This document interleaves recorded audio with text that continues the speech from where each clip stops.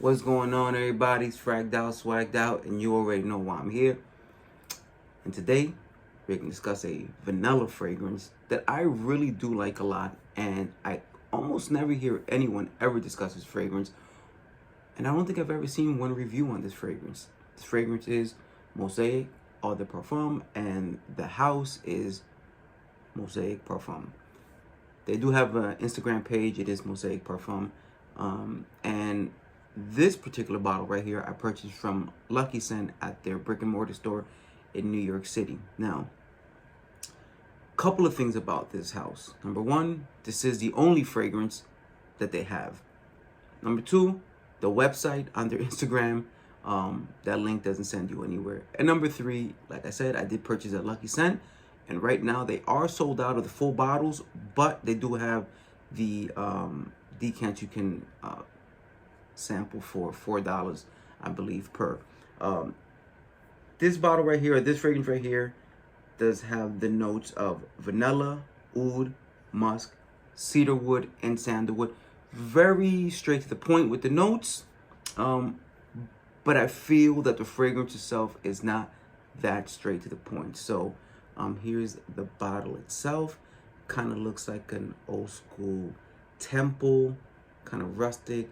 You can see like the rustic look on that metal on it. The cap does not stay in place, and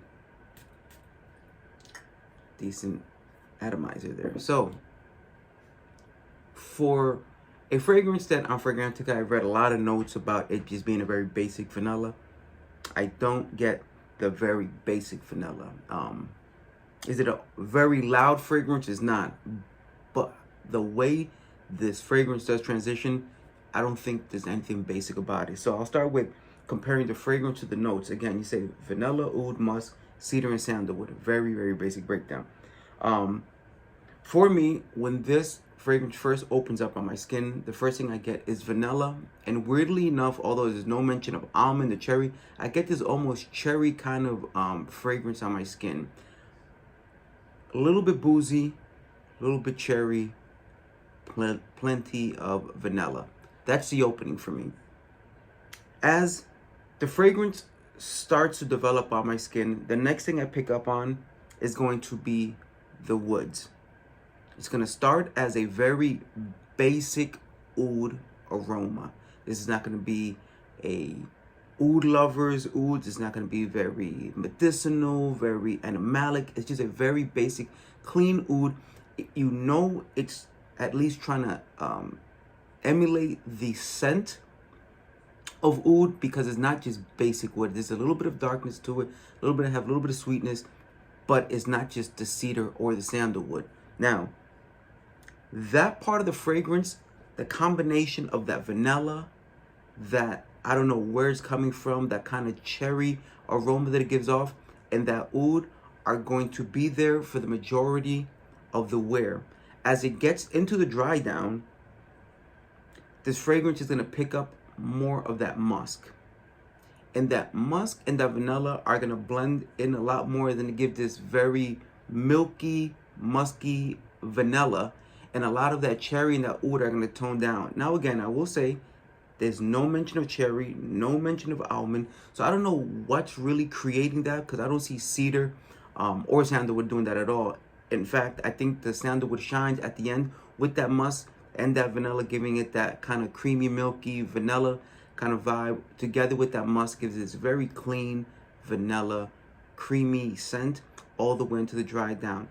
Personally, I think this is an amazing fragrance. I really do love the opening and the mid during the dry down. Towards the very, very dry down, once it becomes that very milky, creamy, musky vanilla, it doesn't really do a lot for me, because at that point, it does become more of just a very basic vanilla. Clean, vanilla, straight to the point. But leading up to that, and when I say leading up to that, you've got at least 5 hours while you still have a lot of those interesting vanilla, cherry type aroma mixed with that very clean introductory oud. And then it turns into a very subtle vanilla. Overall, I think it's a really nice fragrance. It's not very loud. but it does give a nice projection, a decent projection. It's not one of those fragrances when you step in a room, everybody knows you were there. But it's a very nice vanilla. It's very original use of vanilla, in my opinion. And based on the notes, if this is accurate and there is no cherry or almond, then I really would love to know how they were able to create that chord that gives off, if nothing else, something kind of boozy, fruity, in addition to that vanilla and that wood in the opening. It's a really nice fragrance. I definitely think that for $4 to get a sample, it's worth checking out, especially if you do like vanillas and you want to try something different. And if they ever do get the full bottles back again, this is just a really nice presentation. And actually, I wish that they would come out with more fragrances that would have either the same bottle with different shades on it, or just bottles that would, you know, look as interesting as this one in the collection. That's all I have in terms of this particular fragrance right here. Hopefully this was helpful. If you've heard about this fragrance and wanted to know more and didn't know anybody who had it, I will note though, I find it very interesting that no one really talks about this, but they're sold out of the fragrance. It's kind of like either people have it and don't talk about it, or no one wants to talk about it because only one fragrance in the entire house. At any rate, I think it's good. I think it's worth checking out. If you found this helpful, please give this video a like.